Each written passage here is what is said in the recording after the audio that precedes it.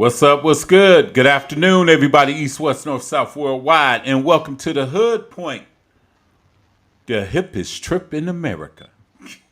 That's still The that for what? Soul Train.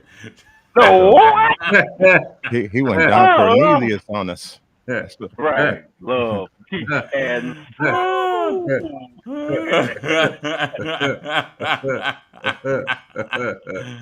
Love, What's peace, up, and soul. everybody?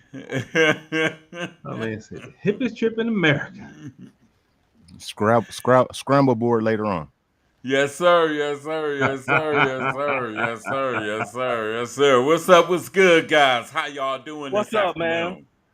People, we made it. Yes, sir. Made it to another Saturday. Another Saturday. Be sure, everybody, as we are on. Oh, shoot. Well, the chat lines is always open. Feel free to holler at us. The chat lines are always open. And please feel free to subscribe to the Hood Point YouTube channel. Maybe. That's right. The Hood Point YouTube channel. Feel free to subscribe. And always remember, we come on live every Saturday at 1 p.m. What's good, fellas? And for your people down south, Saturday. You know, I'm changing my lingo since I'm down here in ATL. Saturday. Not every, Saturday. You E-Rilla now? Saturday. Not Gorilla. Yeah, I'm chilling down here. My man E-Rilla. E-Rilla. Cardi E-Rilla. E. Who is that just released that song? Cardi E. Not E-Rilla. Hell. What's good, guys? I missed you. What's going on with you, fellas? What's chilling. going on, man? Hey, Yeah, man. Hey, we before missed we start, can I just say one thing? What's up? Shout out to the greatest man I ever known, my dad. He should be watching. When he sees this, shout out to him, man. Like, say, I appreciate you so much. Okay, with that being said, what's up, guys? That's Like I what's said, up. man, ain't seen you since we was kids.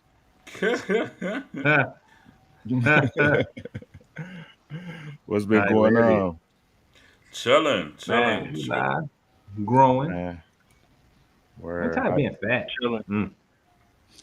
how y'all dealing with all this new music dropping on us?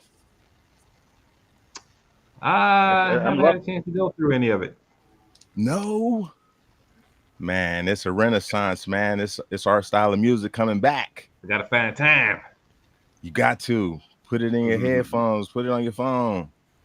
Yeah, Man. like the other day when I put in the chat in our text about that Cardi B song, it just came across. I'm like, okay, Cardi, that's her fine. Wait a minute. Yeah, she no, was bad.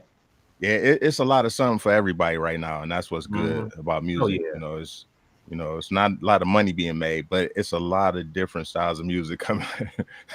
A lot of different styles of music coming out. So, Ain't a lot of money. but I mean, when we were younger, that's Right. what was going on. So, like I say, you got to think we had with the NWAs, we had the De La Souls, we had the Poor Righteous Teachers. Hey, I'm snitching, but I mean, it's a rumor out there that the DOC might be coming back out here. I heard something about that. It's a rumor. I'm just putting that out there in the world. So looking forward to it. It's the diggy.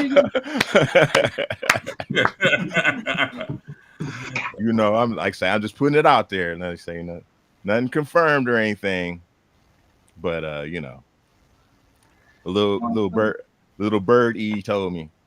Oh, wow. The DOC. Really, nigga? Really? Really? That's what we doing today?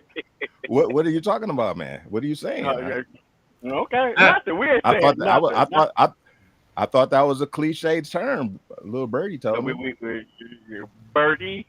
Oh, okay. I didn't know that. Birdie. We went to the same high school. I didn't know they taught us how to pronounce that like that. So, okay. Shout out to Shaw High. I didn't learn that in Miss Searle's English class.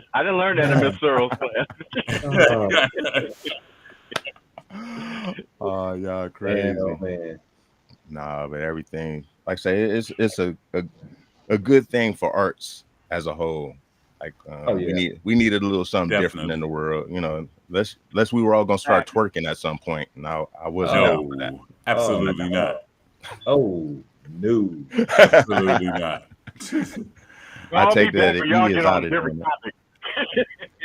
that. Oh, no Call me problem. We back can when you shift get right on. now. No, we're definitely saying that we're not gonna be twerking. That's not No, even on the Oh, table. thank you. None of that. None of that. no, absolutely not. That's Feel not comfortable, happening. brother. Never. That's definitely not happening. Hey, will Definitely. hand dancing come back though? Oh, that'd be interesting. No, no, No, no. no. You don't think so? Wow. Because we don't have nobody that's teaching this younger generation how to hand dance. There's a generation that's missing, and these younger Shout out to generations are not going to know anything about that. You said a shout generation out missing. shout out to my guy Darnell Brewer. I know he probably still doing the hand dance Oh, thing. right, Oh right. yeah, the Yeah, well shout out to dressed my man. guy Shout out Darnell to Brewer. him. Brewer. Yes, I Yeah. forgot Mhm. about him. I know him and his people still do it and everything. Yeah, we got to get him back. Like I said, that's Yeah, yeah, he definitely is still out here. Yeah, we need the definitely. elder Yes. statesman to teach a few things like that. Because Well, you The know elder. what? Right. In the like with hip hop and everything, hand dance and everything, all that stuff is all ours. correct. It's all ours. It's all Say ours. it. Cause think about it. All the hip hop acts that's on tour are all the acts in our generation. Yeah. Hmm. Mm, That's a good point. Even older than us, like that. Yeah. What is that? Stephanie Exactly. Mills and Shaka Khan Exactly. and Right. Hey Yeah. LaBelle. That's Tyler Bell. incredible. Patty Yeah. LaBelle. Yeah, they was just out here in Atlanta Yes. Swear, a Yes. week ago, last bro. week. They was just here, State Farm Arena. Oh, All the State Farm acts. Arena. Wow. Mm-hmm. Arena. They There's still something selling Divas arenas, tour. dude. Yeah, it was some Divas tour is what it's called. But yeah, they were here. Because you got to think about it. A lot of the hip hop acts of now, except maybe a few, can't sell tickets on their tours. Can't even sell tickets. True. Do Yeah. you think it's the music itself or the personalities? Think it's a little bit of both. I think the music, I think it's the personalities. I think it's the personalities. Do you think it's because we don't get to know these people because the music is more microwave now, or like because like okay, let's put it in perspective. Like when we were coming up, a lot of the artists were singing songs that you could relate to them, and they could relate to the people. Like New Edition is the perfect example. Like when we was coming up, like Candy Girl and all those joints, Lost in Love, all them joints Right. that as little kids, you know, it was innocent, but we could feel that. We can feel Right. it. Do the kids of this generation have that kind of connection with the music or no? Again, that's that missing generation I'm trying to tell you about, man. It's a sector that's missing. They don't know nothing about that. And you got to also remember, like New Edition, and all the groups of back in our days growing up had public relations staffs that made you get to know the artists. Mm-hmm. Where now you don't really necessarily have that now. You just have what they're doing online and all that. But yeah, is that okay? With that being said, is it too much access then? Because like before, PR could control what was coming out. Now, are we just getting oversaturated with these people to the point where we don't want to see them in person? You took the words right out of my mouth, Sean. I was thinking the same thing because especially with the fact that nowadays people have the access to putting their own stuff out. You ain't got to go through these big labels or have somebody pushing you. Hey, I could go push constantly videos on YouTube, Instagram, constantly on all these different platforms myself. And you might be right, man. It might be a little bit too much I'm seeing of you. Yeah, and then you ain't exactly got a PR coach. So now there's no guidelines, sidelines, or anything. They can have one day they just be out with the world, be high as what or whatever, and just be wilding out and stuff live online and everything. And you can turn I your think market off. I think LaRussell did it a good way. I think he's a good blueprint. Good point. I mean, elaborate. I mean, everybody don't know who LaRussell is. Oh, Like, say, elaborate to the people that don't know. Organically, how he just started out with his backyard doing the concerts and things like that, and how he did it on. He was online, and then how he built his business. Like you built with him. Correct. Like, as he grew, you know, he let you in on his journey, and it was real personal how things. So you knew who he was and how he grew, and you got to be part of it. He made the fans be part of that journey. I think that's what's dope about him.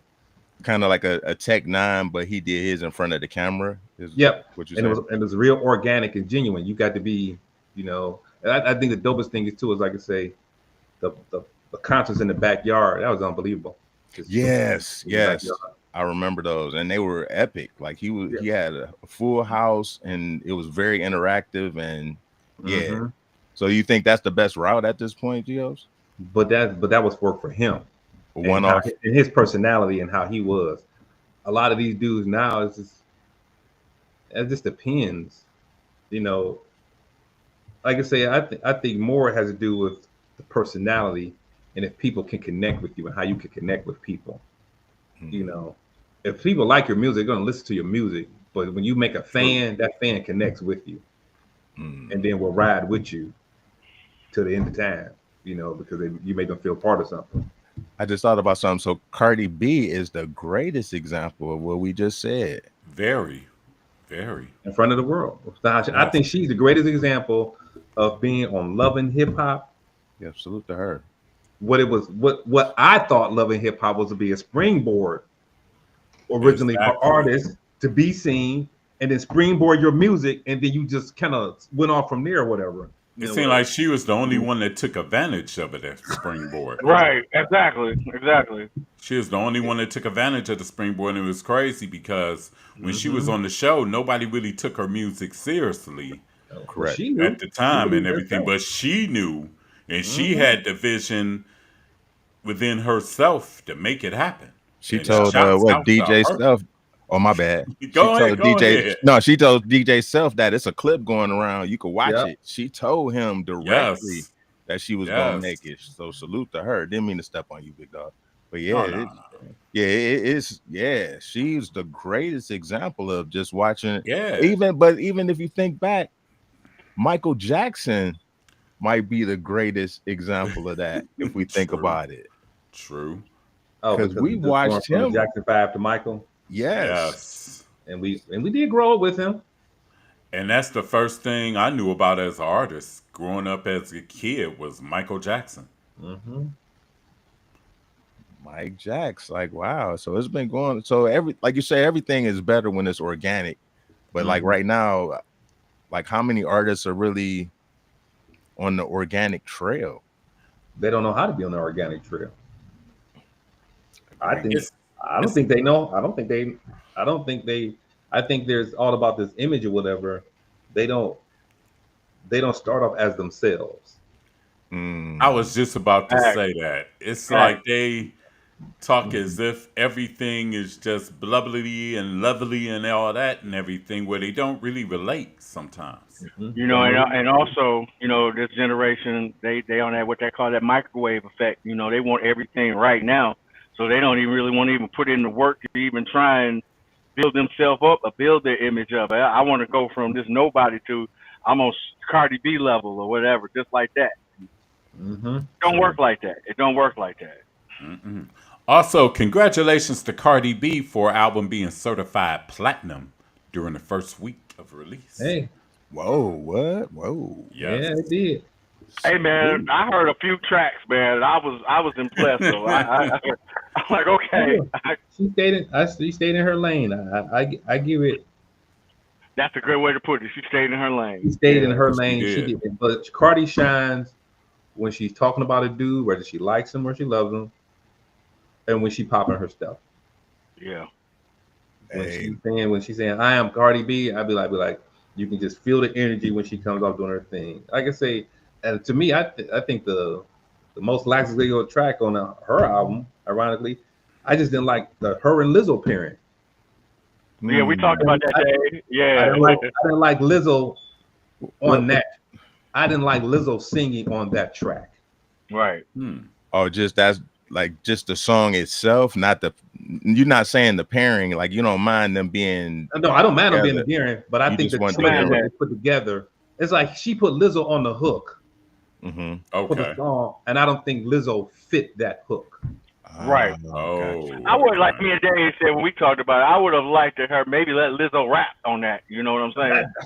That would have been cold. I think that would have been Yeah. fire. Well, I haven't heard that particular song, so I'm gonna have to Yeah. check that out. But you said it just didn't fit, and that It happens. didn't. It did. That one didn't move me. All the other ones, It was didn't cool, all her have- other features, but that one, I was just like, I really wanted to hear it. And maybe because my expectation, I was hoping to maybe it'd be like a rap collaboration.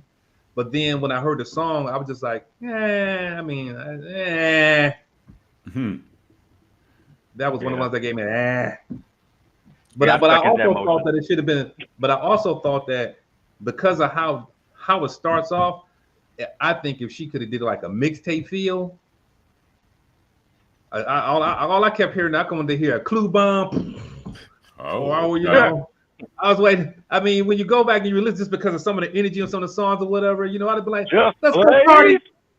Yeah, you know, let her know her thing. Started over. What Cardi said? What? Bring it back. Okay, let's go, Cardi. Clue. Man, because to me it gives a mixtape vibe. When I listened to it, I was like, this feels like it's. I don't know, kind of like to the roots, but I was like, oh man, this has been a mixtape vibe. I thought that'd have been a cool way for her to do it too, you know. So yeah, but that would have been kind of biting off of Ghostface. Shout out to Ghostface and his project. That sounds like he took old school beats and just rode them to the ground. Yeah, no, he. Oh, you haven't heard the Ghost? Yeah, because he got a project too. Yeah, check out Ghost, man. If y'all hip hop lovers, for sure, because he took like the old biz beats, the old like a lot of iconic break beats that we have from the past. You see me over here. You see me on the screen. He flipped them to modern, and I ain't gonna lie, I was like, I was feeling good when I got that Raekwon, and I'm rocking Raekwon, but when you sent us that one track about the friend, bro. Okay. Yeah, like say Ghost, Eclipse, definitely Raekwon. Check those guys out because another one I don't know if you listen to too is that Young Chris and Dave East. Yes. Okay. Yeah, like I said, it's a lot of great music out here. You know, you just got to find it and find what you like. You know, you don't have to just click on stuff just because anymore. And being down here, man, I don't know if y'all get a lot of it up there, but another female artist that I'm feeling too, man, is Lotto. Oh yeah. Oh yeah. I'm a Lotto fan. I just watched her video with the sound off with Ice Spice the other day. He said the sound off. Kidding. Jokes. It was down low. That's a hell of a pairing, though. Very hell of a pairing. Mm-hmm. Like it was, yeah. Mm-hmm. I guess we'll just leave it at that. Like I say, I agree. We all concur. Yeah, we all concur. You know who's another artist? Very talented. My favorite female artist, man. Undisputed. I just love her to death, man. But 3D Not T, I just love her. Correct. Man, okay. Hey, me and Dave, we forever send the message to each other. I mean, she's just an interesting woman in general. That's like what I mean. The last I love following her journey, man. Her van going. I love following her journey, man. For real. Mm-hmm. Hey, if we could ever get an interview with her, man, that would be like bucket list type stuff. Because she's an interesting person. Yes. And very talented too. Like say, oh my God. Let's start there. Yes. I say she's dope. Yeah. Like I say, her journey is unique, and hey, man, like I say, it's a lot of just interesting people out here that we need to have more conversations like this that don't get a lot of run. Right, absolutely. Like we hear a lot of the garbage. Like say, we hear a lot of the beef with like Cardi B and whatnot, but we didn't hear that Rhapsody dropped some stuff last week. You know what I'm saying? Okay. Wow. Yeah. You know what I mean? Like, Yes. and like say Cardi deserved what she gets, but like say Rhapsody is a Grammy winning artist, in their own right, and like say Dope very too. talented and goes a different direction, you know. So we got to give them their flowers also. But then the thing, Definitely. I watched a thing where kind of segue into like into the media itself, especially black media. Hmm. I follow Isaac Hayes Jr. Yes. Hey man, Yes. yes, But yes, head man and of fan base. yes. and he has some good points Yes, he sometimes does. about the direction of black media and how black media doesn't really represent black people. That is the way it True. should, and it can, but it doesn't. Agreed. Actually, He had that thing. I was sitting there. I was like, "Hey, bro, I can't knock you. I can't knock it off." I've been trying to hit brush to him for years now. Like say Yes. he been on the path. I've been telling people like Yep. he's like you say, he's absolutely right. Like we have the tools and the means to shift Do this it right now, ourselves. Yeah. but everybody wants to run down the same tunnel that puts us in the same net. And it's but like say we about to break the chain. Neo.com coming out soon. The Titanic plates. I mean, it's a huge. It could be just a huge shift in the narrative of what you. It's like as a black media, I feel like we can cover what we want to cover. Right. Yeah, I agree with you. Right. And we can control the narrative no matter what. Exactly. You know, as I mentioned, you know, no offense, you know, I'm hats off to what's his name, Byron Allen. Yeah, for sure. As powerful as he is, man, I just think that he, you know, in my opinion, man, like you said, things could be a lot differently with the black media, with the power that you have, and we get nothing.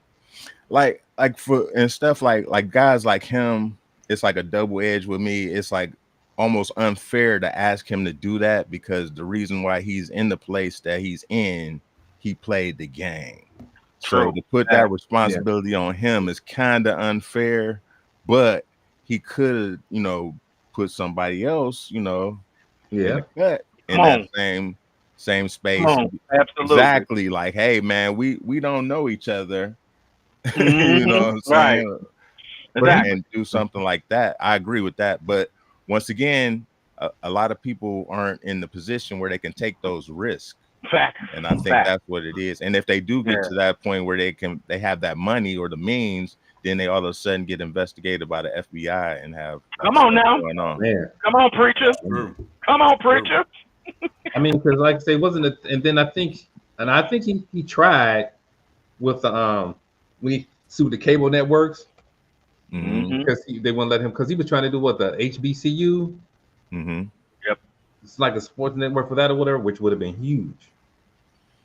Yeah. You know, to set that up or whatever, and then, but then, you know, of course, like I say, the cable networks wouldn't stream, wouldn't put. It's like, you know, they wouldn't let him put him on the channels. I forgot the paces behind it or whatever, but you know, when he brings out his lawsuits, his lawsuits aren't frivolous lawsuits. Right. You know, so, and I gotta find out what happened with it because I know he was trying. I think they probably got dismissed. On some trash once again. I mean, it's hard to prove stuff like that. You know what I mean? So yeah, right. But he know they're colluding. Yeah, but prove they're colluding. How can you prove it when everybody on the other side is like, "What are you talking about? You just look crazy." Yeah, but like I say, you just got to create spaces for ourselves and just start at the bottom. Like we just discussed earlier, it's got to go grassroots. We got to start organically and just, you know, drag people along. Not drag people along, but you know what I'm saying. Have people come along on the ride and take what you can get. When you get to a point, reach back, lend a hand back and pull somebody up. Correct. You know? Yeah. Correct. Okay. And come together. Like everybody can't be, you know, out for themselves. Like say, it's got to be some continuity to this. You know, that's where we fail. True. And speaking of continuity, that would bring to keep on segueing in the topics or whatever, brings us to our man, Dr. Umar. Yeah, all right, I'm not hip. What he do now? The continuity of not pushing that, keeping that school on, keeping what he was doing with that school and keeping it moving. forward once he got that money, and this is okay. Whatever he needed to do to purchase the building and get into the building, because I think he was in a prime place to say, hey, let me get into this building. I'm in here, whatever. I got this done or whatever. I need to take it to this next part, whatever. Let's, because white people beg, he can beg too, but you have to be showing what you're doing, and I think he could have showed that. And right now, it's his albatross around his neck. And you got to show the progression and everything and stuff you like keep that. Showing that if he was showing that progression, more people to put in money. People don't want to hear you talk about it. People want to hear you actually be about it and everything. Right. Especially after an initial investment. Yes. And you got to think, it's been about 12, 13 years. It's been an initial investment, and there's... Right, you're right, Keith. Yeah. It's been about 12 or 13 years. I heard about that school back in 2012. That's school. Right. It should have been. I was still living in Cleveland when I heard about that. Everything that he talks about that he could do, or all his whole platform or whatever, that should have been in place by now at that school. He could have his own class. Yes. Of teaching of everything that he wants to talk about or whatever. But that's his albatross. And unfortunately, I just think to be honestly, unless somebody's going to give him the money or he hit the lottery, I don't think that school's ever going to open. I'm with you on that. I don't think can we just be honest? Like, say, like that was a great one, but man, did you guys ever think that it was ever going to open? Like, honestly, given the benefit of the doubt. So that's a no. I didn't think so either. You know what? In 2012, I probably would have thought it was going to open, but then 2015 comes, and I'm like, wait a minute. And then around 2015, I'm thinking, wait a minute. I remember when Ginn talked about the idea of his school opening when Keith was in the 7th grade. Boom. Keith gets in the 9th grade. The school is reality. Open. Then I hear about Jalen Rose. Then I hear about Jalen Rose having an idea to open up a school. Boom. It's a reality. But after about 3, 4, 5 years, it's like, what's going on, cuz? The I Promise kids are graduating and going to college. Exactly.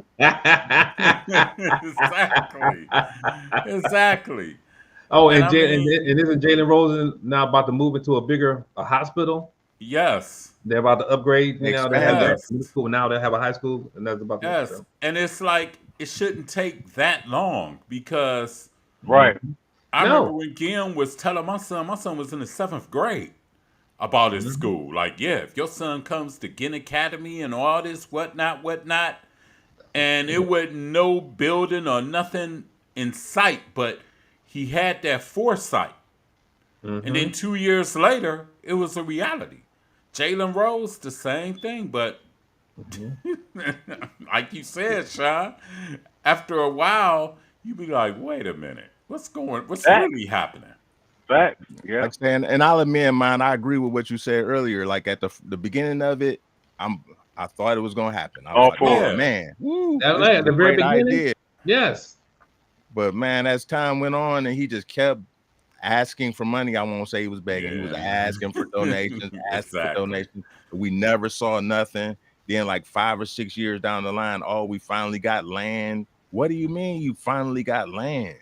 And then the biggest thing was you'll hear him talking about, well, we're going to open up schools in Cleveland. We're going to open up schools in Detroit. We're going to open up a school in Philadelphia.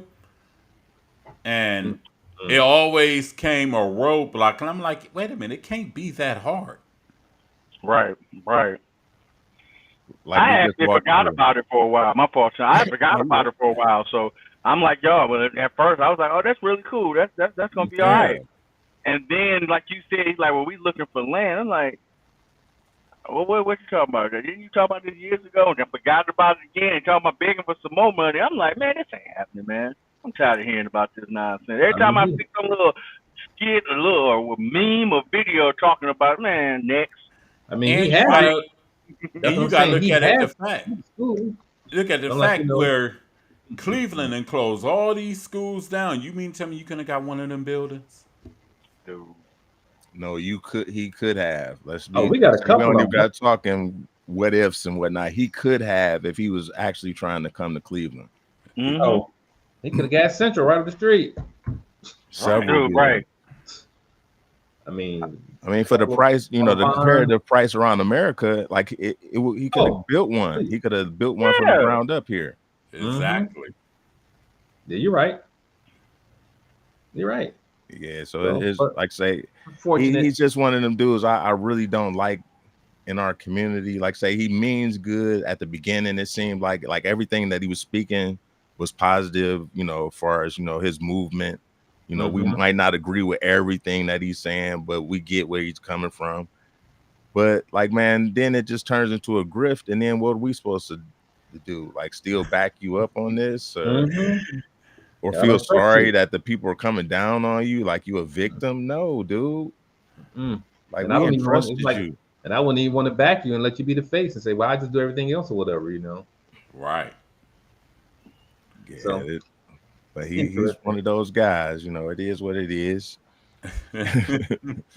Yeah. Unfortunate. Yeah, definitely unfortunate circumstance and everything and stuff. And, I guess you can have the best of intentions, but if how can I say it? If you don't have your I's and T's all the way dotted, you know what I'm saying? It just... I mean, when you collecting money on that scale, people are coming after you. Yeah. Yeah. I know you could. I had you covered, Keith. Don't worry. We was going past that. You had to go back. Exactly. It's like because prime example, like I just had to look it up, but the Jay Morrison guy with the real estate. Yes. Yeah. I mean, the money that was put into that shows that we as a people can fund something and build something, but it's just like the people in charge have to genuinely want to do what they said they were going to do. It's a trust thing. Every time one of these guys come along, they get they're great speakers first and foremost, and they project something that a lot of people, they say what people want to hear. You know what I'm saying? So then once they do that and collect the money, like you said, G-Host, all they have to do is follow through on what they're saying just to gain more trust, and it would be much bigger. But at some point, these guys, either their plan is flawed and they don't ask for help, or their intention was flawed and it goes left. He raised $9.6 million in 7 days. Damn. For his IPO result. $9.6 million. But for that Tulsa? But things, I guess, for historic IPO, the first American-owned real estate company, I guess that would go toward like you said, his version of Black Wall Street. Correct. Yeah. Nothing out of that. And totally raised almost $12 million, and them people don't see nothing from that. Because we want, as Americans, like forget skin color and whatever, we all want better. You know what I'm saying? So any opportunity that somebody's coming with something better and the vision as a whole, like if he would follow through on something like that, that would be major. Like let's keep, if that was a reality, that would be major. We've seen it be successful. It's been burned down in the past, unfortunately. But at this point in time, it can sustain because we have other millionaires in place at this point. You know what I'm saying? The funding is there, because some people just want to say, well, y'all put it together. Let me sit back and just watch it for a while. If you put something together and 5 years later, it's still going, and you say, hey, I reached here. This was the first vision. Now I'm on the vision 2. I'm looking to do this. Is there someone out there to back me? They might be a little bit more to say, oh, okay. Yes. You did it the first 5 years. You didn't put the work in. I see the progression. You're not saying I need $100 million or whatever. You're saying, hey, I got 75 million. I need another 25 to help complete this project that I want to go to. You find a couple of people that'll put in that extra 25. You'll be like, oh, okay, sure. Let's go. It's like I say, I'm not asking you to fund me. I'm asking you to just invest. And that's all. It's just like stocks. If you truly show that you're a great investor as a stock, people will buy your stock and put money into you. But you have to prove yourself. You have to be proven. Yeah. Right. Right. You have to show that work and progression. Yeah. You have to build confidence is what they use. You have to have confidence in what you're investing in. Mm-hmm. Have to do real good. Do real good. Know those guys. Real good people. Real good people. We'll be winning. We'll be winning. Stay on top. Always on top. Love those guys. Real good topic. That's it. Oh, man. The greatest grifter the world has ever seen.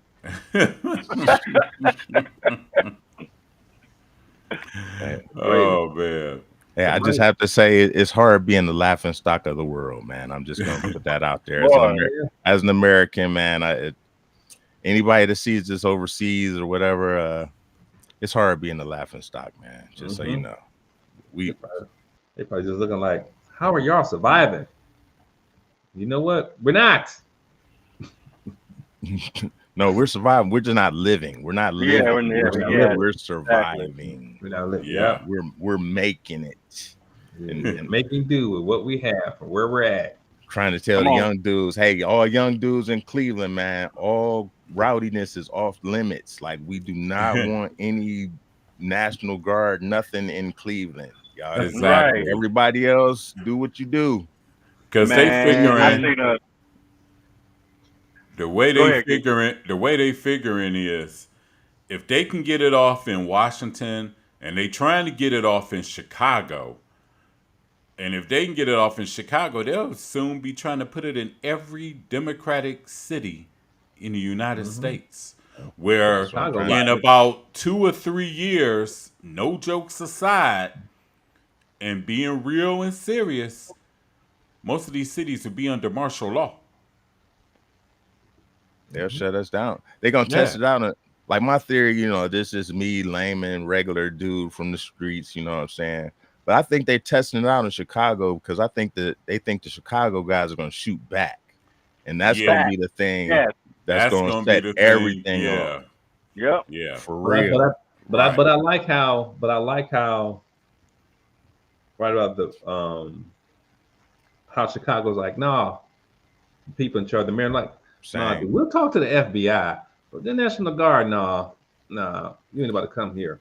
Because they know what's up. They all you think about it like this. They go to O Block or somewhere where these dudes really, they don't care. Like, they really, they about that. ICE or whoever roll up on their block talking about regulating, shots is gonna ring off, and then they're gonna use that as a major excuse. Oh, look at this out of control. We got hit with automatic weapons and whatnot. Like, automatic weapons ain't out here already. And the tool they're gonna use to really hype that up would be the media, the news media. Correct. But you notice though that he said that Chicago was gonna be the next thing. But you notice since he said I want to go to Memphis, Tennessee, and I told in a discussion with some of my alternative right people, they were talking about this Chicago and all that. I said where he needs to send them to is Memphis, Tennessee. Is he going to send it to a Democratic city in a red state that currently has crimes out of control? They was like, no, why would he do that? Definitely, when that post came out, I was like, oh, Trump said, hold on. I don't think Chicago will be my next destination for the National Guard. It's going to be Memphis, Tennessee. You don't hear much about that pivot in the national media. We're not going to let them take over. Tennessee. We're going to send them to Memphis. Good place. Won't let those people take it over. We're going to get control. But then again, once the media, when it was Chicago, it was all Chicago, National Guard, Chicago, and everything. You don't see Memphis National Guard nowhere since he said that. Right. Out of his own mouth. You don't see it nowhere. Yeah, because like you say, it's both sides at that point. Like, say he can't say, oh, the Democrats, because all they do is just trying to separate and conquer us. They Sun Tzuing us, and we just, I don't know. And some people just fall right along with it. I was watching the streaming the other day with his little Make America Great hat on. It's a black guy. He just talking things or whatever. And they going over the different things. They always go over the different things about Charlie Kirk and the things his discussions that he was having. And I was just looking up and how they analyze it. I'd be like, that's not the initial fact. My problem with Charlie Kirk is Charlie Kirk had his initial facts, and he would never change from those facts. He would always say 50% of black people in this, 50% of this, da da da da. Those numbers he was stating was that, but those numbers, number one, were inflated and they were wrong. Mm-hmm. But people attach to those numbers because he never changed his argument about that. And then, you know, the thing about the pilot things, or whatever, I saw a guy put the, he's like, that's not what he said. I said, what you're listening, what he gave out his initial thing is because he said, well, United Airlines wants to make 50% of their pilots black. By the time I said, that's not what United Airlines said. Not at all. That's not what they said at all. It's not even close. But he ran with that, and people stuck with it, and then people's mind, that's what it was. What I was like, no, that's not what they said. You know, and then when the people that would argue, would come to things, they would argue about the premise about what he's talking about black pilots, but then go back and correct them and says, hey, what you're using for United Airlines, they did not say they wanted to make 50% of their pilots black. They just said that for hiring practices, they had a program. They were hoping to get 50% of that program to be female black pilots, to be black females. That's what they said. Basically giving females an opportunity. Right. To come be black. That's where he said, but of course he took that tidbit of the 50% and just said, well, they're just trying to increase their overall thing. But I said, bruh, there's 200, I was like, there's almost over 200,000 pilots. Less than 4% of them are black. What the hell? Right. That's what I was gonna say. Even if it was 50%, what's the problem with that? Like, why does skin color have to come into anything regarding flying a plane? And that's the thing. And he was trying to dispel that, but he was just saying, well, DEI, his argument would always be like, well, DEI and affirmative action. And I said, bruh, and then he was trying to say, well, anybody can be qualified to fly a plane, but I don't think DEI or affirmative should give somebody an upper hand. And I said, that doesn't help somebody become a pilot. Like, let me ask you guys this, because I hear this all the time. Like, say, let's have a quick conversation, and hopefully Trump doesn't kick us off like Jimmy Kimmel. Okay, excuse me. All right, like I hear what we saying. Like, say, as far as like the DEI thing. Okay, how can I put this? I'm trying to keep us on the air, guys. Okay, DEI. Has the media vilified it to the point where people really don't understand what it actually is? Yeah. Yes, they have. Yes, they have. Because do we understand the most qualified people on the planet? Well, in America, I'm gonna say on the planet, but in America, the most qualified people on the planet are black women. Mm-hmm. They are the most educated. They got the degrees. They got all of that. So if we, like I said, I get so lost in those discussions when you hear people be like DEI, and then they specifically say, you know, black women are being hired in this position. Dude, they have the credentials. They have the credentials, and they're the most qualified. And they have to go through, and that's what I'm saying. Like, the test to be a pilot, there isn't a black test, a white test, a Mexican test. Sure isn't. There's a test to be a pilot. Either you pass it or you don't. Thank you. It's not a test that's based off color. This is the test you have to pass to become a pilot. I don't care if you come in looking like Shrek. If Shrek could fly a plane and could get me to where I need to go, let's go, Shrek. And he's qualified and everything. So hey, I'm all for it. Got a license. Shrek ain't gonna pass the test. Well, you know what I'm saying. His dexterity might be a little off. I feel no, he's a little too large. There is a size requirement to be a pilot. Hey man, I watched Kareem Abdul-Jabbar fly a plane on airplane.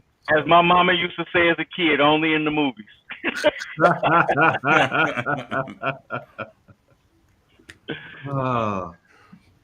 I wanted to be a pilot as a kid too, until the Air Force recruiter came and looked me up and down. Was like, "Oh, son, you might want to think of something different. You're not fitting in that cockpit." I have a friend of mine who I talked to, known him since I worked with the Ritz, and I was like, we having a discussion with him. I'd be like, dude, you need to believe in who you are. He was like, no, I'm not. That's not. He would just deny it. Then I said the Heritage Foundation, you know, their vision for the thing, and this is what they are. He was like, no, they're not. I'm a member, and that's not what they represent. I was like, see, I said, I knew what you were. I said, you are the epitome of the Christian white nationalist to the T. And you believe, and I always tell them, and I'll say, you know what, my problem with the MAGA elite, or which are those MAGA, regular MAGA is just stupid. It's the people who believe they're the MAGA elite, the Heritage 2025. Those people that believe their thing is, you always want to try to tell, and it's not about even Republicans or Democrats. You just as a group believe that your word is right. Right. Exactly. No matter what. That has nothing to do with Republican or Democrat. They just believe that this is their vision, and this is their vision no matter who you are. And I think people miss that point about what's going on, because at the end of the day, all these people, when they voted, whatever, I didn't think they was going to do that to me. I was like, it said, when you read the project, it didn't differentiate. It didn't say Republican. It didn't say Democrat. It says, this is what we believe as a group. And this is the things that we're going to put in place as a group. That ain't got nothing to do with color.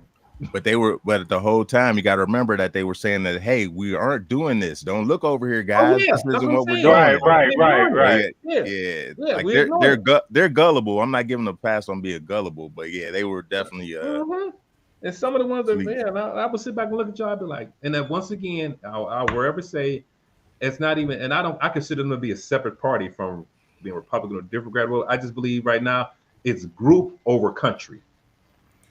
Did you hear about the MAGA group that went and visited Tennessee State University this past? Oh yeah, and then got put out.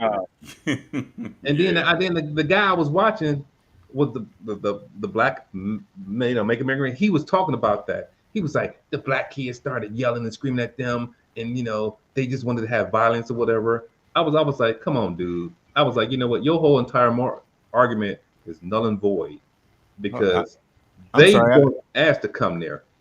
What happened? Like, say, can you give me? Two white dudes. They just went and posted up shop. Two white dudes just posted up at an HBCU. Yeah, with their on little the things, with their little signs. Yep. With and just said, basically trying to saying what? Huh? MAGA. Trying to want them to post up and try to have a debate.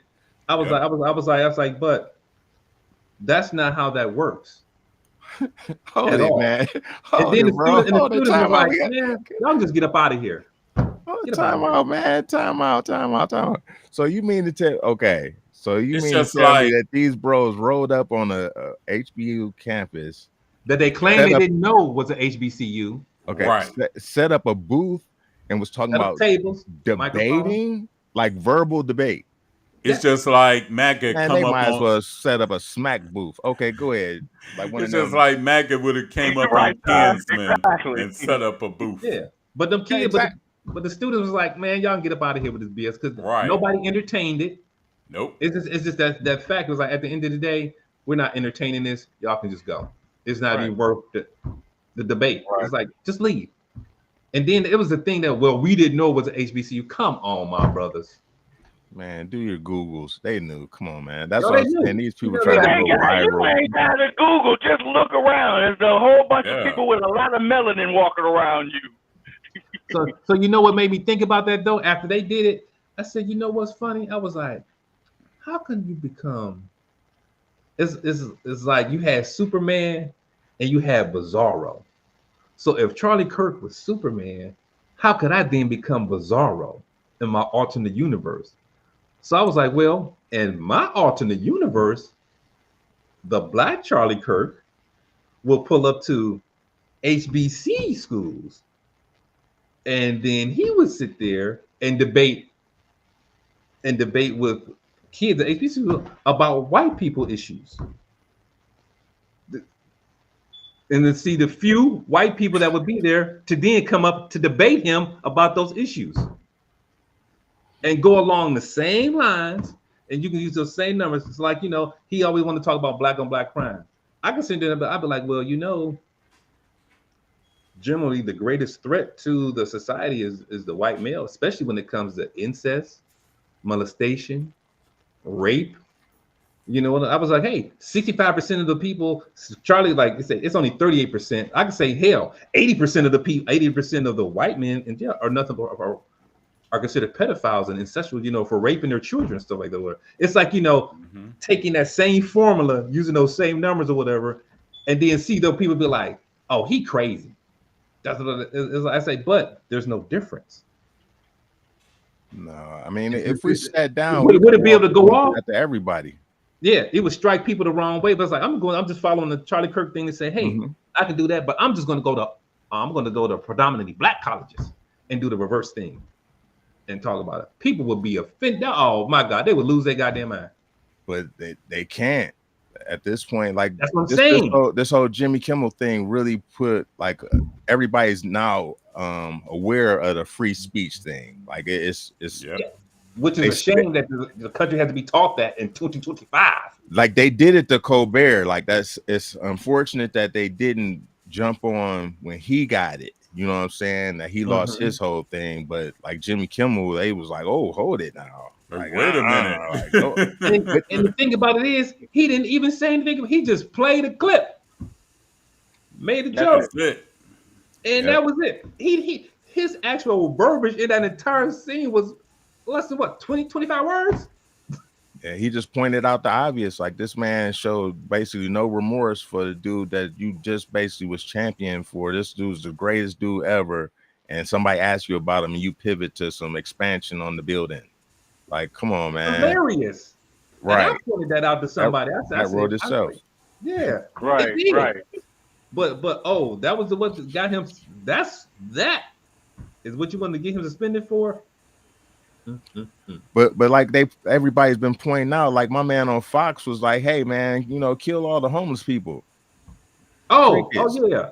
Kill, you know, just kill talking about the fentanyl thing. Yeah. Just get no, he's talking about euthanize the homeless to get rid of homeless people. Euthanize. Get rid of them.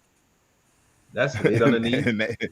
They let that roll. Like I say, that's nothing. But this, like you say, a comedian who does a monologue every night says something that's not even close, and he gets booted off. But like I say, but then like it's so many folds to that. Now you see Disney is raising their prices after everybody jumped off. It's like that ain't gonna make people come back, and that's gonna make the people who did stay be like, "You're not gonna raise my price because you lost people." I'm definitely not gonna. I'm definitely gonna leave now. I'll leave now. Same. You know?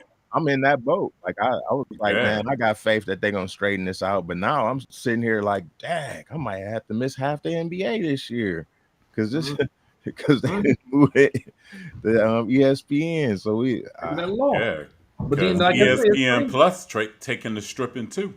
Like say all the networks affiliated with that is about to take a hit because you did this thing to Jimmy Kimmel, you caved, then you brought him back, but now you punishing the people because they was standing up for, I don't even know, just standing up for what they believe in. You're trying to get back that because like I say, you're trying to get back that $4 billion, even though like I found out, looked at they were $204 billion. Yeah, they ain't hurting that bad. They might have lost the $4 billion, you know, with the kickbacks or whatever. But that's the stockholders that hurt. Yeah. But then again, it's like all the stockholders see like we lost $4 billion, but we were supposed to put up $6.2 billion to be part of this acquisition or whatever. Hey, we 10.2 in the hole, my guy. They looked it up. That's all they see is hey, to make this work or whatever, we had to lose $4 billion to spend $6.2 billion. We don't like that. And like you say, that's just the shareholders. You know, no, I say, but the company as a whole, that $4 billion was yeah. That's change in the couch. Change. That ain't nothing to the machine. Nope, not at all. Nothing. Like long term, it might have damaged them like a long term, but like right now, immediately, nah. No, not at all. It would have rolled out until the next Avengers came out or whatever. And now they're looking at it when that merger does happen or whatever. It's like it's just depending on how things go. Now people will be like, Like I say, it's all the little deals that are going on. Like I say, them rich people problems. Correct. You know, I look at stuff that it's like, you know, I be watching stuff, especially about the farmers. I mean, that just blows my mind. When you start listening to things that affected people for these tariffs or whatever, that soybean thing that's just amazing to me to go from $12 billion to absolute zero in a year. That's crazy. Once again, that shows that a lot of us aren't privy to how like everything actually works. Yes. Yeah. Like say, like all these people, like the farmers are a perfect example. Like they always look down on people like, oh, we got these farms and we got money and we're buying stuff. And now we finding out not only were you government subsidized, they were paying you not to grow stuff a lot of times. If you were growing something, you were growing soy or something that didn't benefit us. And if you were growing corn or, you had a farm with milk and cows, all that stuff was funded by the SNAP program. So you get money from that side of things. Now y'all all taking hits because all of that stuff has been the U.S. aid thing. And I didn't understand it about farmers grow stuff, but you didn't know that some farmers grew stuff specifically for things. I grew stuff for U.S. aid. I'm a soybean farmer. I only grow soybeans because I know China's going to buy my soybeans every year. It's like they only did those specific things. But now you done took the U.S. aid away, so those farmers are stuck. But the soybean thing, I mean, that's just crazy to just go from $12 billion a year to absolutely nothing. Nothing. And that to me is mind-boggling. Say, damn, that nobody getting paid. But we're not in the trade war, right? And they're not gonna bail them out. No, they're gonna bail. They're gonna have to, because too many red states are gonna go under if the farmers go under. Well, because I be watching the stuff and I be following with the farmers and whatever, and the farmer says, "Well, you're saying you're gonna give me this money next year. By the time I get this money, there's not gonna be anything for me to save." Oh no! Let's be clear. Big industrial farming will be able to come and buy those farms. Oh yeah, and you know who's part of those? JD Vance. Now you get it. Yeah, let's be clear. Like they're not trying to save the farmers at all. They're gonna save the farms. Yeah, the farms. But they're gonna be taken over by big pharma. Yeah, they're gonna be taken over. Yeah. Hey fellas, I don't mean to interrupt, but I just happened. I got my multiple screens over here, and somebody commented in our chat on the show. Lavelle Thomas, what's happening? Thank you for looking at the show. Lavelle said that the system is designed to keep those poor who are not equal. That is part of the system. Very. Yeah. Very. Yes. Like you say, we all. It's hard to make them understand that the decisions that are being made are. Oh, what up? Shout out to my little bro. What up, Trey? More than for the what's the word we want to say? Decisions being made are not for the 99, or not for the rest of us. They're not. Yeah, exactly. Right. And that's why I understand how people on certain sides look at things, just be like, do you not understand? You're so caught up in illegal immigration and this and that and things like that. And through the conversations, and like say, I don't listen to one side. I go to the other side and listen to what's going on to that side that I might disagree with, see what's happening with them and things like that. But I started to listen to the people. I don't listen to the pundits. And when you start listening to some of these people, whatever, some of the things they really truly believed, and some of the things that they thought on premise were going to happen. Like with illegal immigration, they thought, well, those jobs would be filled by Americans. I don't know what Americans they thought was going to fill those jobs. Right. But it wasn't going to be us. Yeah, who was going to? That time was over with. Again, as I said earlier, come on, preacher. I don't know who they thought was going to be, but then again, when you go across the country, you look at all the different laws that they're stripping. There's like things now where and then how they speak. Well, kids, they can go to school, but then after they come from school, they can go to work. They saying it. They are saying it to your face. They're putting the things in place. You know, that's what I'm saying. People, do y'all not pay attention? They tell you the game plan and how they're going to initiate it. Yeah. But like you said earlier, some people feel like they're excluded from the game and they don't understand what's going on. Like they deny it. And it's unfortunate. It's like, oh, it's them over there. It's going to be affected, not me. Or they don't care about those people over there until like it's one of them. It's like, oh wow, no, you can't do that to me. Yeah, you got to pay attention, man. They slip up and they tend like their little comment. Like say that thing where they learn about. They believe that once they got rid of immigration, all the illegal immigrants. Well, come to find out, of course, it wasn't the worst of the worst. They just deporting people to deport people. That's it. They give themselves a number, correct, and it says we need this many people gone per day because that's what the numbers mean, and that's what we're paying the people for. That's what we're paying. 3,000 is the number. 3,000 is the number that they shoot for, and they're killing it. And you look like just imagine. You see the money that an ICE agent is making. Woo, boy. ICE is the 13th most funded military in the world. Yep. After the big beautiful bill, it is the 13th highest funded army in the world. And that's like you. And did you see some of these ICE agents? I mean, I think I saw that dude working as a greeter at Walmart last week. Now he an ICE agent. Masked up, bulletproof vest, like AR-15 and all. So otherwise, the training ain't. No. What training, man? Training. The training ain't man. Really. Take safety off. Here's your exactly. Raise your right hand. Put your left hand on the bottom. On the Bible, do you solemnly swear to defend the country to your fullest? That's what Amen. All right, go to the next room. They got a box for you, a package. Tell them what size you need. Yep. Exactly. Yeah. It's wild. And like I said, you can't be surprised anymore because they are saying what they want to say. And I tell people all the time or whatever, I said, at the end of the day, the one biggest thing I think Trump has been, he has empowered people to be who they are and say what they want to say. Because they feel like, well, there's no point. Like the chick who called, oh my God, I can just see her pretty face. Jasmine Crockett, call her out of her name. Yeah. Man, what? Now, see, I know it's taking everything for her not to meet her in the alley, meet her outside her house, and take her up top. But then again, that would just fall into the narrative. You can't do it. But it's just the fact that it's like she was comfortable enough to say that. And then when they asked Pedo T about it, he just sat there and says, "Oh, Jasmine Crockett, you mean low IQ?"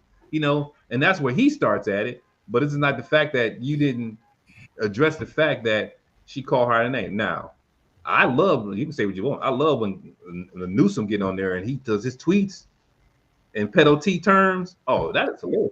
He's playing the game. We got to do that. That has to be done at this point. Like, we tried the high road for many years, and I salute to Michelle Obama. When they go high, we go high, whatever the quote. I know I messed it up, but no, we can't do that. Where's the high road gotten us? That we gotta run through. Exactly. Like it's this time. They just asked her that on All the Smoke podcast.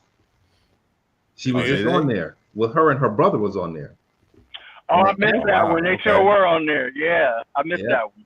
Yeah, it just came out, and they just he just asked her that question. How do you feel about that statement? When they say when they go low, we go high, and she was like, "Well," she was like, "on the premise, that was the understanding." But it's kind of like, but then she did make the thing. She said, "But now."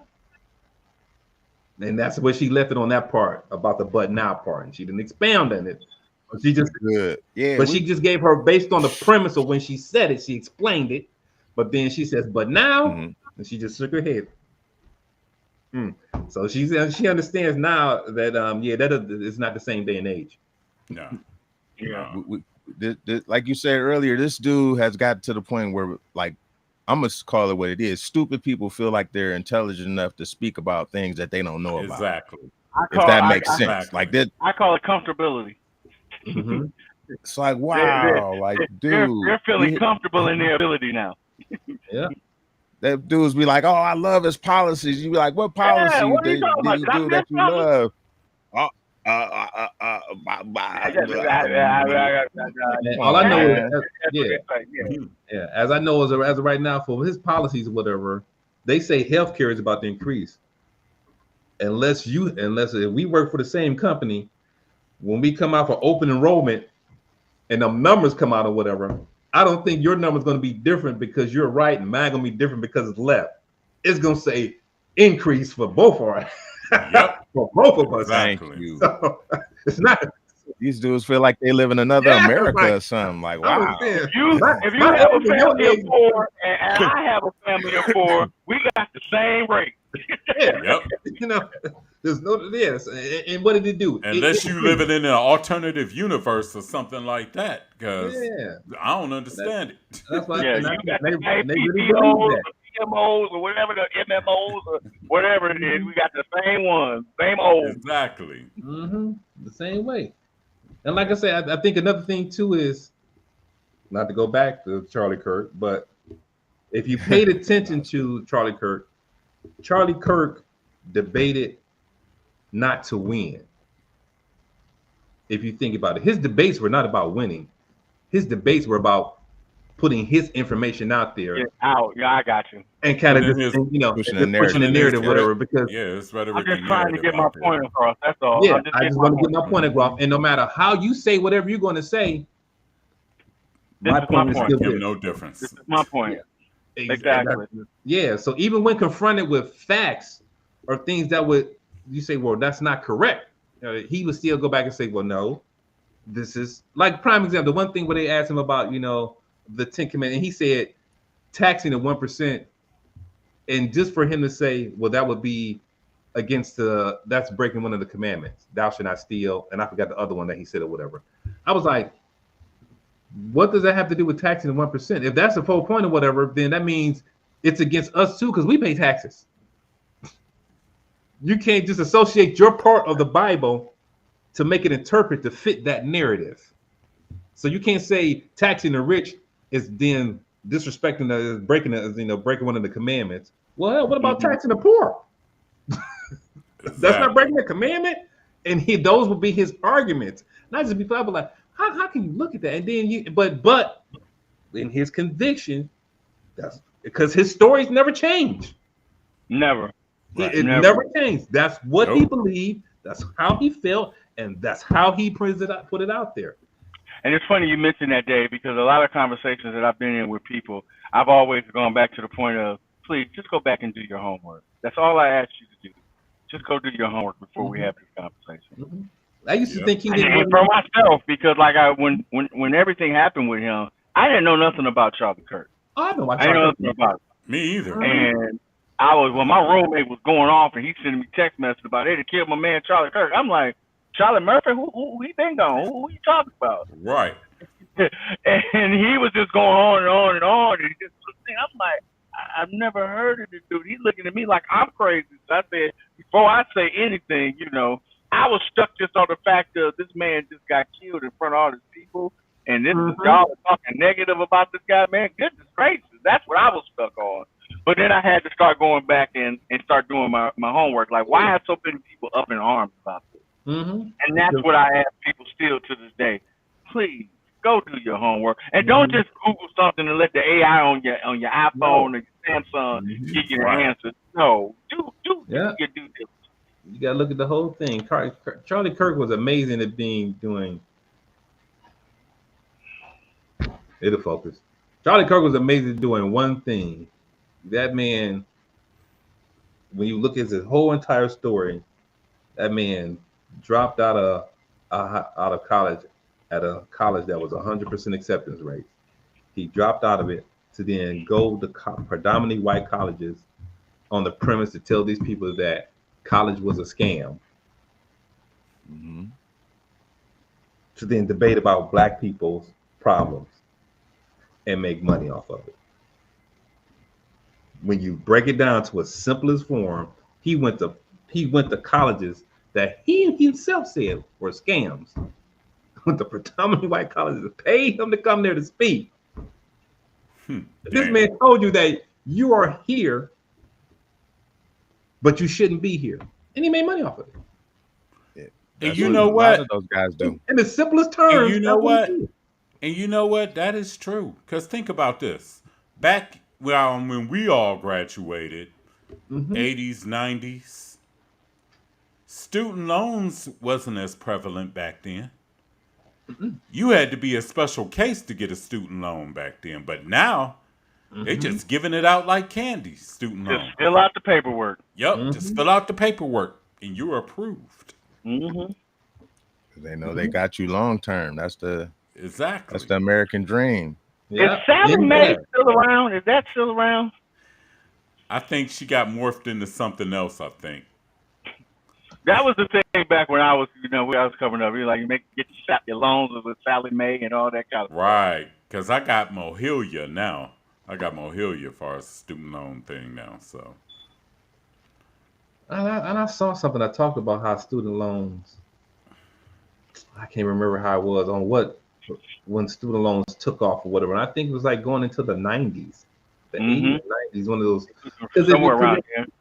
Because when I started looking back over certain things, like a lot of stuff, especially like the media, whatever, stemmed from like the Reagan era. Oh, then I got the answer. Then everybody was using a OIG and Pale to flip. Yep, exactly. Okay. Yeah.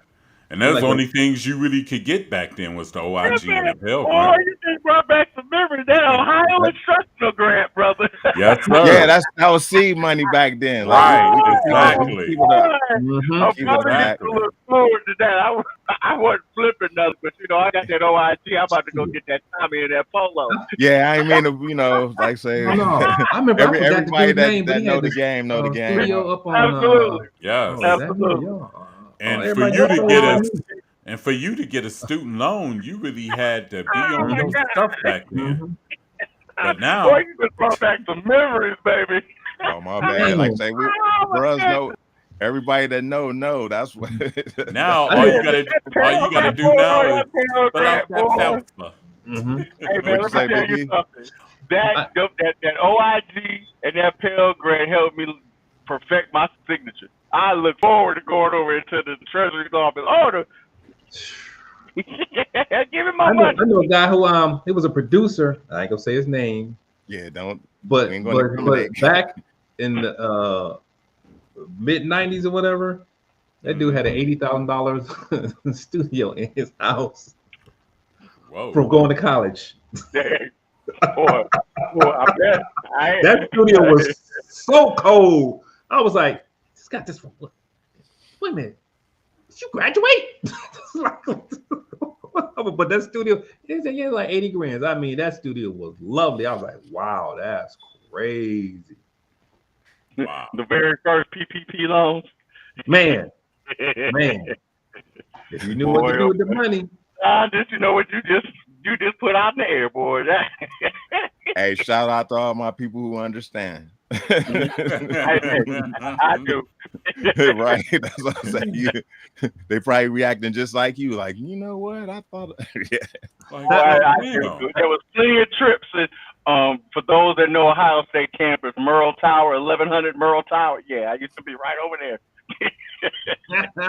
right on the old Angie River. Boy, oh boy. Wow. OIG, boy, them letters. Yes. Yeah, that helped a lot of people in the community. I just leave it at that. Boy, yes, they did. It'd be crazy. Your class would be like about 30, 40 strong in the class. Then after everybody got their Pell Grant checks, that class would be 20. Real quick. That's crazy. Say jump out right before your credits count. Exactly. Right. Cleveland State University was It good was to good me. to me. Yes, it was. Yes, they were. Yes. I Yeah, I had a knew little you bit of that. understand. You Yes, would sir. get. I had a little. Exactly. But right there on Euclid Avenue, I go over there and Yo. sign that too on Euclid Avenue. Hey, we was Yeah. down at Fat Glenn's a lot of times on that dime. Right. I'll say that. Come on now. Come on now.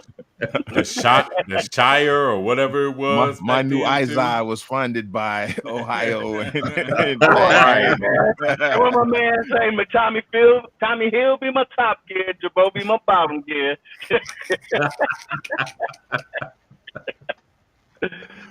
Funny. Polo. Shout out to Grand Pooba. Polo was sponsored by Math Class. Exactly. Right. This jacket is sponsored by Econ 100. And think about it. Back in them days, Spike 101. Oh, go ahead. you'll buy back in them days when you'll buy your books, everybody was going to the used section. Everybody was going to the used section. Man, now they got that. Now that buying book stuff. I have a college kid. That stuff is crazy now. How they do it now? Ain't They no gotta used buy? section. Ain't no used section. Oh, it's no new. Oh, that makes sense. No, yeah, that makes Ain't no sense. used section. Say just But we live in a day and age now. Everything's online, so I mean, yeah, you don't even really need a now. book Yeah. at this point. yeah, You know. Oh, you still got to purchase them. Women still got to purchase Yeah. books. yeah. Yeah, you still have to purchase a book every once in a while, and these books ain't cheap. No, See, Well, I know. I might have to protest if I was in there because I walk straight to the professor you like, look, can't man, win, child. if I could Google this shit, I'm not getting it. You gonna have to buy that book. You can't win, child. I'd You be know like, what, I got it. There you go. You know, my son is going to school for computer science, and his first teacher in the computer is so funny. His first teacher in the computer science, they did everything on computer. You know, they just the computer. You know, as you're going in, and then if you have something wrong with the code or whatever, you know, they're going through code and they're trying to figure out what the problem is or whatever. You know, they was using, they going, okay, well, let me use AI to help me with the code a little bit, something like that, and run it through and find little difference of code and stuff like that or whatever. He didn't wind up getting a new teacher. And the new teacher came in and says, no, y'all got to write all this stuff out. The entire class crashed and burned, and they all had to then recycle on how now they have to sit there and just, you know, and now you can't put any in to help out with the code. You gotta figure it out. You know, so I was like, damn, that's a monkey wrench you never seen coming. He was like, otherwise they had to do it manual. They had to do And it you know manually. what's crazy? You know what's real crazy? Being in IT. So now, and while he's in school, he's learning to write that out and do all that stuff. And when he gets on the job and he runs into an issue, you know what they're going to tell him? Yeah. Write it out. No, How his original teacher was doing it. no, they're not going to tell him that. They're going to tell you to go Google it. Oh yeah. So that's the crazy part nowadays. They want you to do all this hard work, but like when you really get on the job, man, you don't believe so many times when I escalate stuff up to certain teams, they will sit back and send me a screenshot like do these steps, and they just Google it. I'm like, dude, I could have did that myself. Why? Well, why am I escalating to you if that's what you're going to do? And get a Google article. But it's funny that, you know, you had his first teacher was teaching him that way to use all your resources. Then he come and says, well, no, I want you to learn this way. I want you to write it out to help you understand where your input is and stuff like that. Yeah, I was That's like, kind wow. of a backwards way of looking at things to me. Like that's crazy. Like It is. It's crazy. And they like he had kids that went from straight A's to went to an F2 in the class because now they had to Yeah. Exactly. What bothers me is that. Go ahead. What'd you say? No, I was just gonna say, how useful is that? It's cool to know all that stuff, but if it's not utilized in real life, what's the practical application of doing that? It's utilized. It's just that when you get to a point where you struggle, a lot of times the people that you have to go to when you're needing assistance, all they're going to do is go Google it and themselves. That's my point. Mhm. Like Give you you the learn answer, all and it's that, and then ridiculous. they defer you to the Googles. Yeah. Google Yeah. or AI to help you write it, whatever. And that's what he said they were doing. You know, the first teacher, he didn't care. You know, just get your formulas together, come up with your stuff. You know, get your codes, this and that or whatever, get your answers or whatever. But then they come back and say, nah, you can't do that anymore.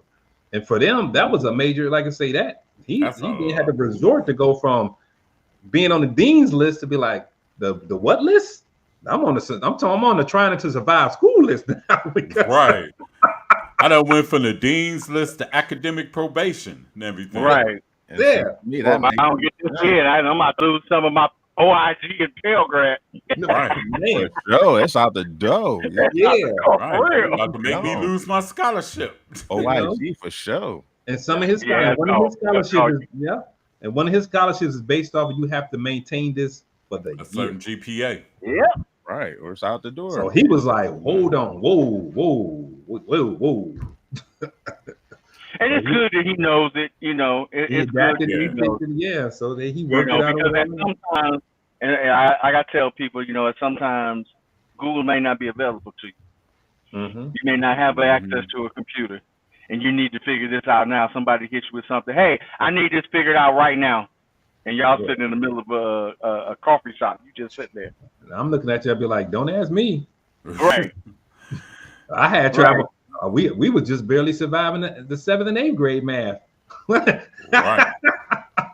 Dude, don't even get me started. I'll never forget. I always tell the story. I remember EJ was in elementary school and he had to need some help with math. And I've always been good with math. I'm like, come on, son, let's do this. And I boom, you do this and do this. And he got, all right, Daddy, appreciate it. He came back home with this face like, Dad, the homework was wrong. Oh, what you mean it was wrong? I know that was right. He was like, they don't do it like that, my teacher said. You we gotta show do the work. Man, listen. Changed all that up. No, it wasn't even just, he was showing the work, but it's how they do division at the time. Boy, he put a box out here with these other boxes and he had numbers here. I'm like, whoa, wait, what is this guy? Showing the work is something totally different. You know how we just be like, yeah, then we go down. The line just went down. No, their line went down, but then we had this number, box here, box here, box here, box here, box here, box here, box here. And then that had to then correlate to make sense of the box in here. Then I said, oh, what is this shenanigan? This is just terrible. I said, I'm done. I'm done. I'm done. Yeah. I helped with them homework once or whatever. Like I helped my granddaughter Mari with some homework. She had some homework. I looked at an example. I says, it was a little box and it had the numbers, the minuses in this. It has to equal a certain part. Like the numbers have to equal as you're going along or whatever, some way. So they'll give you certain numbers already pre-filled in the box. And you got to make sure going across and up and down that they all equal and make sense. I was like, the hell kind of, what is this? Boy. So I went through it and then we got to the words part. Then there was another section, whatever. So I helped her with that homework. I was like, I need to know if I was right or not. Because we just sat here for 2 hours right. on 3 problems on 3 boxes and then 4 questions for 2 hours. I need to know if I helped you out or not. Because I don't want to, like I said, but she took it to school. She came back, you know, I saw her. I said, hey, that homework I helped you, was that right? She was like, yes, it was. I was like, thank you, Jesus, because I was paranoid. Boy, you're a good one. Because I remember having a conversation with somebody one day. It was like, I don't help my son with his homework. Why? Why you don't help him with it? Because I don't know how to do it. I want to know. This is a child. I'm just gonna be honest. I don't know how to do it, boy. I gave you a computer in there in your room. Google it. I'm an intelligent dude, so I'm smart enough to know I can't do that. You know. Exactly. Not based on what your teacher's asking. Yeah, man. We'll have the same answer, but I'm not going down that road to boxes or whatever the heck y'all was talking about. No. Oh man, yeah, division nowadays is remember we used to do the long division. This stuff is like infinity division. Dude, I don't know what it is. All I know is when he started drawing boxes, I said, all right, I'm done. Yeah. I don't even. What is that? What happened to the little line? You got a number over here and a number under here. And you doing this? He's like, Dad, we don't do it like that. Yeah, and Dad don't do it like that either. It's like you had to go in and then take, this number divided by this number, where you didn't have to take that number divided and then show how you got that divided number. Yeah. But you had to do it for each one. So it's like this divided by that, this divided by that, then divided by that, then okay, it brought down to this number. So then I got this number, but then I have to, okay, so where did you get to this number? Well, I minus this number, minus that number, minus this number, added this number. I was like, and dude, on top of that, let me tell you, like I said, I've always been somebody that was good with math, and I have one issue with math. I would do a lot of steps in my head and wouldn't write it out. So now you want me to do all this here? Oh man, y'all can have that, man. I ain't got time for that. Man, that's what's wrong with our kids. Yes. Yeah. Yeah. They're overthinking stuff. Like, what are we doing? Like, is this what we're teaching? Overthinking? It's too much. But it's that curriculum or whatever that was in place, where it's like, well, this curriculum is stupid. Yes. But then it goes to so while we rank where we rank as far as education in this country. I don't care what nobody say. They can say whatever they want. Education is not on the forefront in this country. No. You're right. You're Important right. people is the wrestling lady is the head of education. The wrestling lady is the Sure is. Yep. Vince McMahon's wife. For real? Yes. Yeah. I did not know that. Man, Hold on. Yeah, that was no joke. That was real. Yeah, please, man. I know that. Did not know that. And she began DDT'd in everything she be in. They'd be like, wow. Yes. Boy, you learn something new every day. It's like a box. It's like you got a box of rocks. You wonder why our young men and young ladies, young adults are reading at a 6th grade reading level. You wonder why. That's why. Keep the people stupid. That is the plan. Ding, ding, ding, ding. Check out. Keep them stupid and distracted. Ding, ding, ding, ding, ding. And put it in writing, because most of the time we don't read. If you want to hide something, put it in the book. And then when we did read Project 2025 to say, well, you guys are going to do this, they said, oh, no, we're not. And turn around, yeah, they did. Yeah. Hey, so what you're saying is when people say stuff, they might actually mean it. Oh, wow. Okay. Wow. Profound. Whoa. We just people to this day, you tell them, they'd be like, oh, he had nothing to do. He didn't know nothing about Project 2025 is going on. Oh, those are just a separate people, whatever. I said, he's hired the entire board of the Heritage Foundation. All have government jobs. Yeah, because a lot of those people are doing this last term. So that's what people forget about. He has the parameters in place. Right. Yeah. I forgot the new. I gotta get the news on the new one. The new Heritage Foundation, the next one. Say the JD Vance version. Yes. Oh yeah. James Evan B.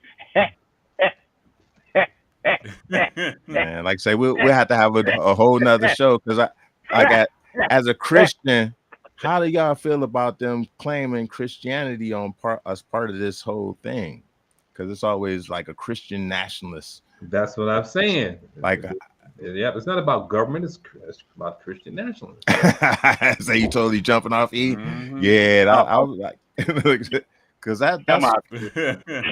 that's so crazy to think. Like, I always wanted to just ask, like, how do you guys like feel about just the moniker of it? And why doesn't anybody like step up to denounce it? Like, have like any of your pastors or anybody address that? The nationalism part of the stuff? They try to toe the line. They try to walk a line about it, because it's funny. After Charlie Kirk's death, my pastor came out and he mentioned about it, whatever, he says, Charlie's death was unfortunate, whatever, but he felt like Charlie Kirk was a Christian man. Okay. And that's views of whatever, and he was saddened by his death or whatever. And he came back the next week and said, like, you know what? I apologize because of how some people. It was and you know what? I wasn't. It didn't bother me because, yes, was Charlie Kirk, did some people feel like he was a jerk? Yes, but he just says the same thing that, you know, whatever.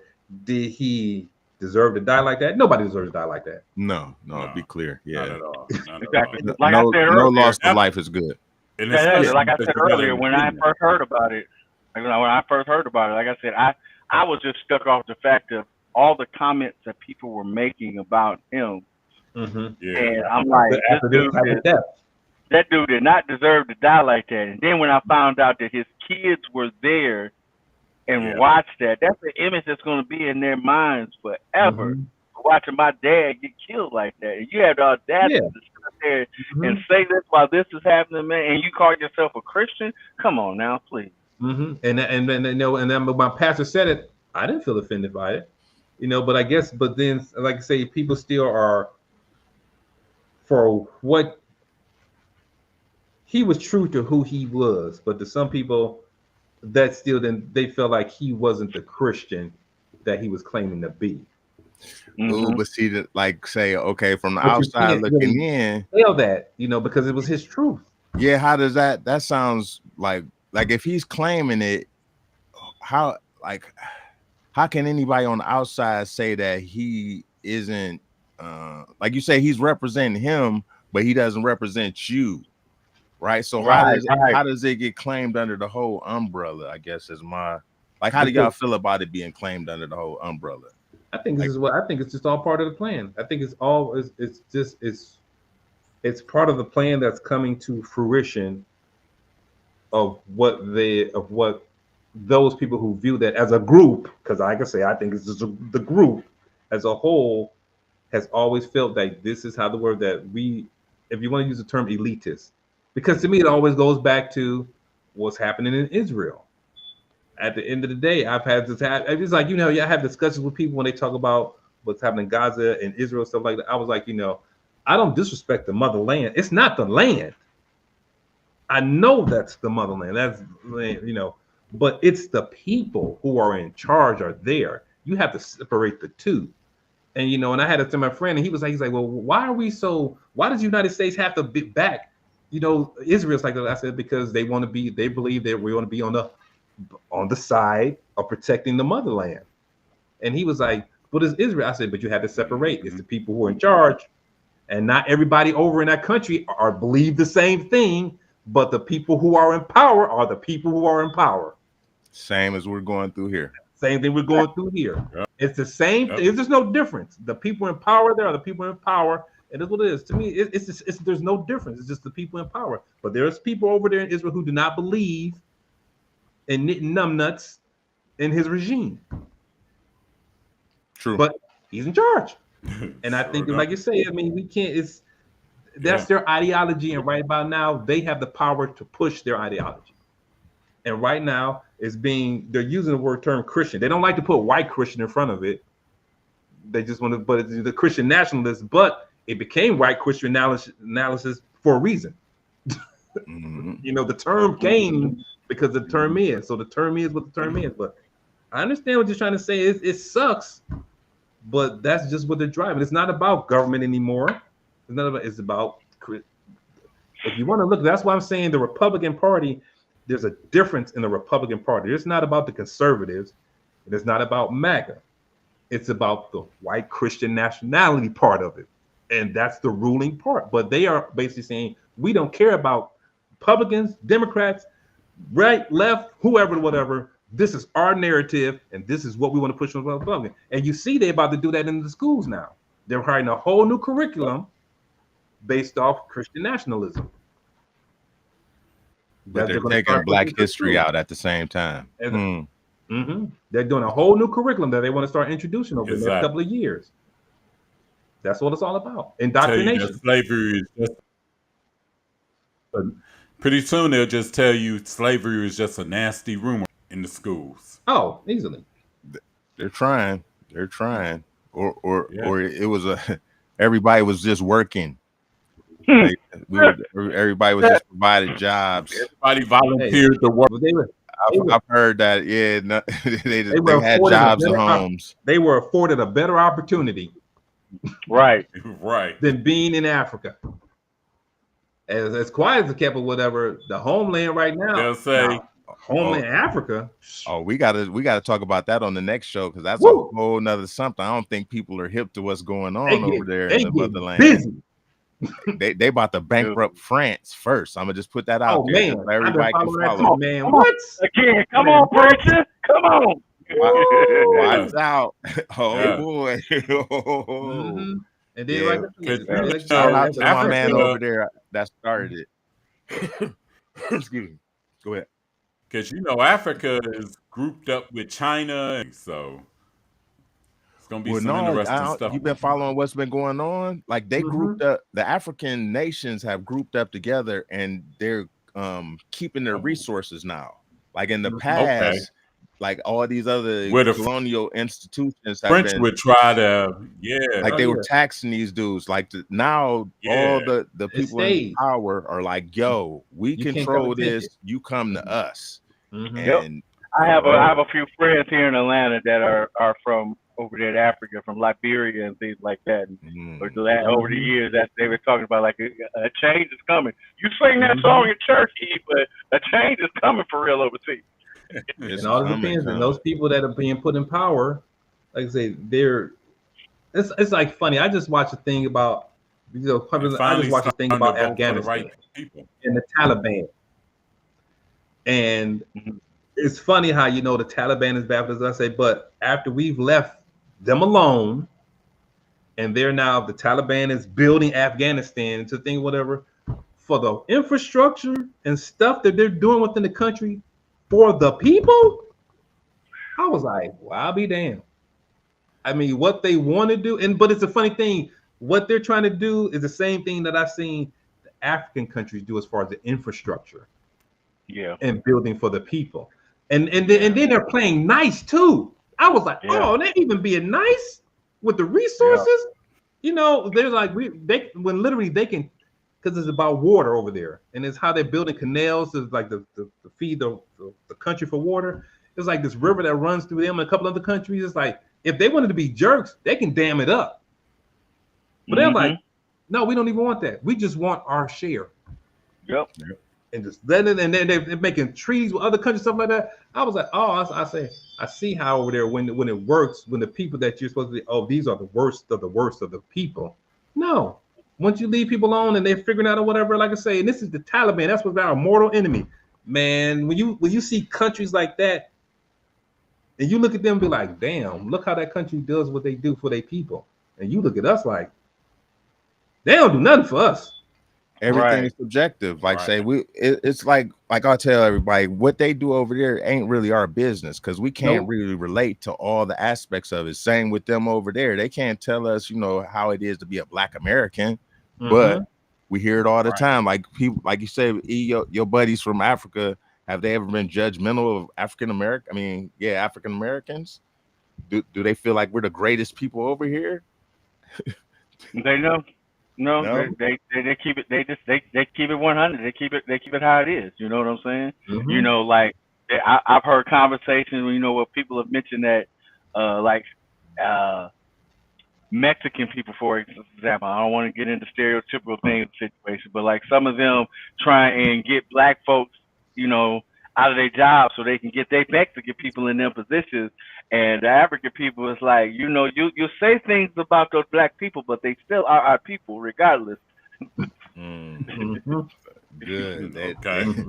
They the ones that understand where they're at. Like absolutely. There's some bros over here that look down on all African Americans. Like they be like, oh, we're not them. Like, oh, all right, I got to make a move. Oh, okay. What time? All right, fellas. Same. All right. Yes. Good. Hey, so, y'all got anything to say real quick? I gotta make a move. That might be too much information. Oh no! Well, hey, I got to go take some pictures. Hey, you don't need to know all that.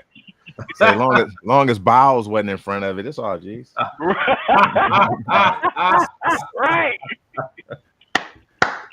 So hilarious. Anything y'all got to say in closing real quick before we get up out of here? Everybody be safe. See you next week. Sure. Love you. Go Guards, go Browns. That's all I got. Yeah. Shout out to my brother and my dad. Thanks for checking us out. Yeah, thanks for watching. Yeah. All the people that's chimed in that did watch, LaBelle Thomas for commenting. We appreciate you all. Always Lavelle. Shout out to him. As a great scholar used to say on the radio all the time, each one teach one, and the world will be a much better place to live. You just had a small piece of the rush. What did this dude just Google all the old DJs from 1990? You gotta say the name. You gotta say the name. The Rush. This man gonna come on. Lynn Tolerant, Ralph Cool, Rock to the beat, and Rock to the groove.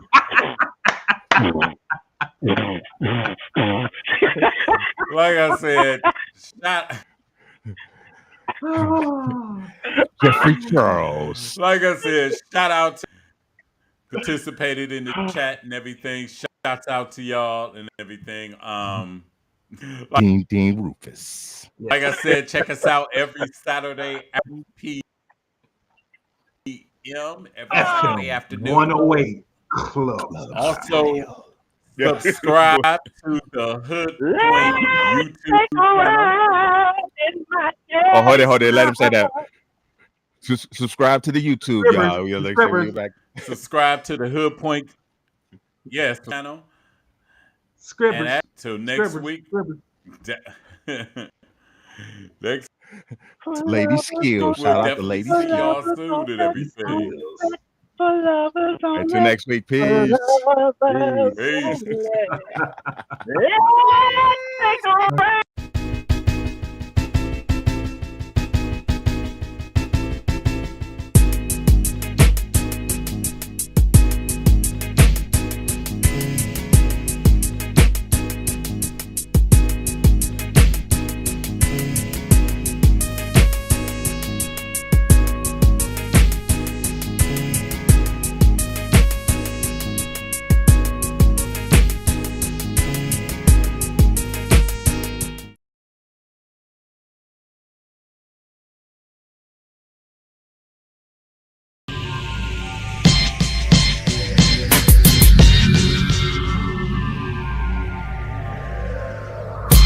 As I start my mission, leave my residence, set out to do a job for my peace and represent.